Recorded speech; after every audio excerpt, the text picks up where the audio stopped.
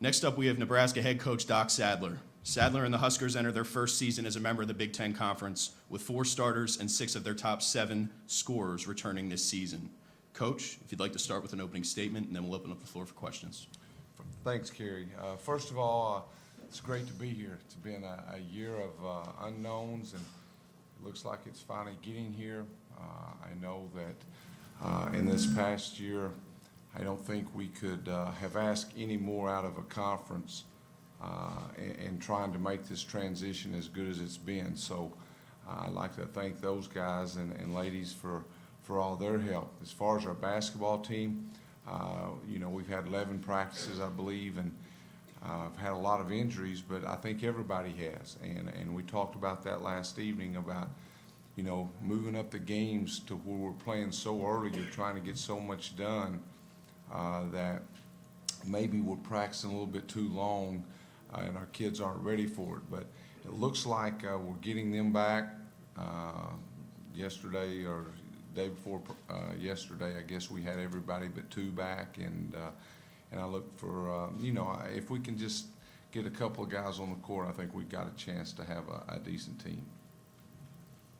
Thank you, Coach. I'll open up the floor for questions.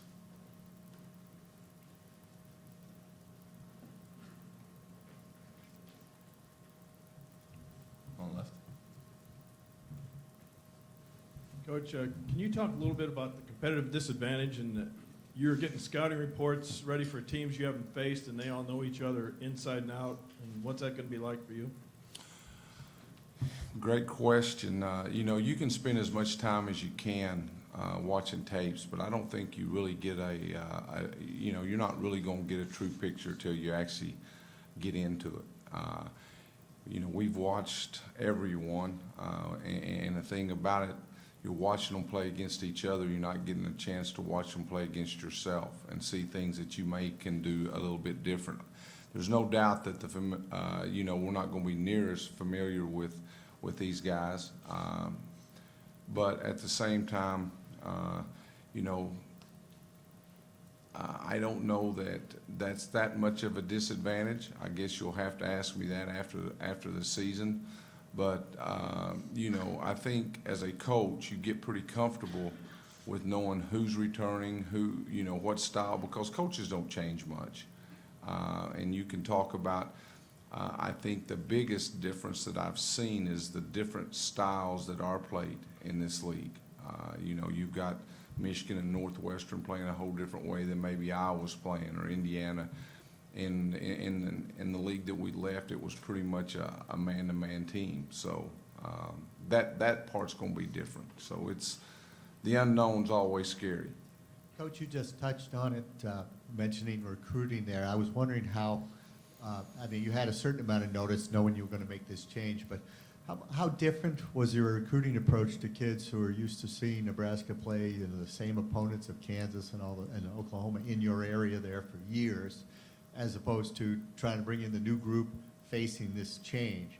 And also, whether, do you think that, excuse me, we'll leave it at that. Okay, thank you. I think,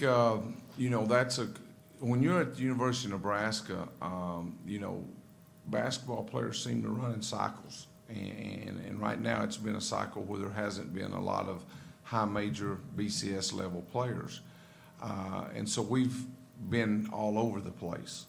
And I think this year, if you see our recruiting, you'd still say that we were recruiting the same way, that we don't have a set place. But starting last year and moving forward, you're seeing us spend a lot more time, in the Big Ten states. And I don't think it's any different. I think probably every player that, for the most part, that grows up in these areas want to play for their home state or against their home state if for whatever reason they weren't recruited by them. So we're gonna spend our time doing that, and hopefully that it will pay off. I think in the next 2 or 3 years. I don't know that we've seen that big a difference right now because we were recruiting now is 2 or 3 years in advance. So.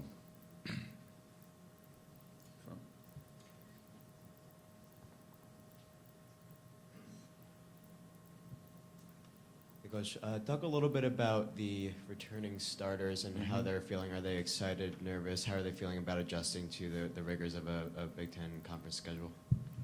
Well, I think they're like most 18, 19, whatever's happening today is what they're thinking about. But I think they're excited.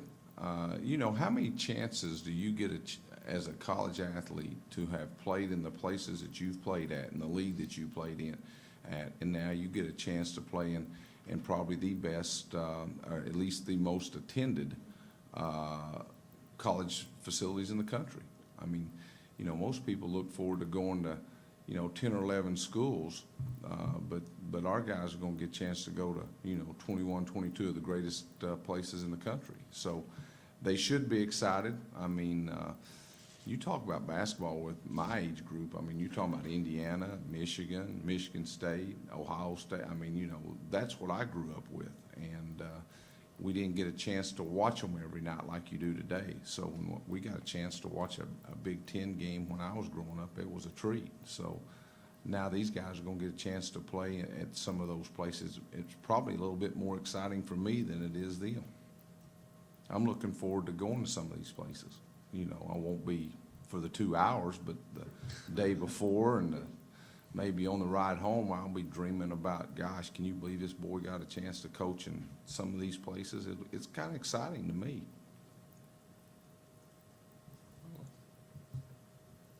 Doc, the NCAA is talking about moving the academic cut line up to 9:30 and possibly teams that come under not making the postseason tournament. What are your thoughts about that proposal? Well, I mean, we all understand that the reason that the kids are there is to have success in that area. And I don't think there's a coach in the country or a university in the country that hasn't spent unlimited amount of resources to try to make sure that that happens. I can't imagine that, especially in this league, that there's any league in the country that spends more money in academic success. I know at the University of Nebraska, that's probably the biggest area that we spend our money. So, again, I think, me personally, I think we're doing everything that we can do. But I also believe that at some point, accountability needs to be put back on kids too. You know, I think we was telling a story last night about a former coach that was asked in recruiting, are you going to make sure my son gets a degree? And the answer was no. You know, he's going to make sure he gets that degree. So I think it's good, but at the same time, I think we're giving them all the resources, and everybody's trying to do everything they can, and hopefully they understand that. Time for one last question up front. You got your own mic. You must be pretty big. I must be. I don't know. When I asked, you guys won 19 games last year. It looks like you have several returning players. Just if you could, give us an idea where you feel this program's at. Are you guys ready to take that next step? Nebraska hasn't been to the tournament since 1998. Do you feel that this team, or within the next couple of years, you're ready to take that step and maybe talk about your team a little bit? I hope so. I mean, we've been close. I think, you know, we've been to the NIT 3 of the last 4 years. But that's not the reason we go to practice every day. I think that's a great tournament. But every kid that comes to Nebraska, we've talked to them about being a team that consistently gets to the NCAA tournament. We do have a lot of guys back. But you look around this league this year, and there's a lot of guys back on a lot of teams. So the competition's going to be night in and night out. It's going to be great. But we need to get there.